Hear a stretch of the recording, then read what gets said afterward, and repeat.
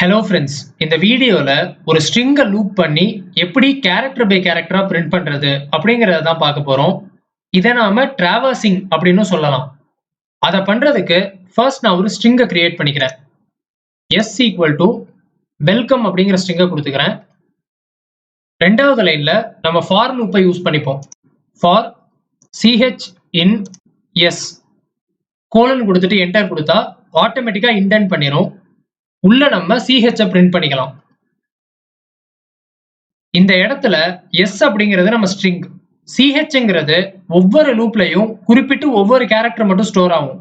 அதுக்காக தான் அந்த வேரியபிளை கொடுக்குறோம். இந்த இடத்துல நீங்க chக்கு பதிலா என்ன வேணா கொடுக்கலாம். பட் நான் கேரக்டர் அப்படிங்கறத குறிப்பிடுறதுக்காக ch அப்படின்னு கொடுத்துருக்கேன்.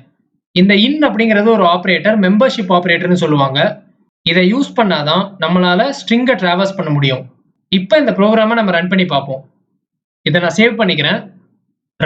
Run module.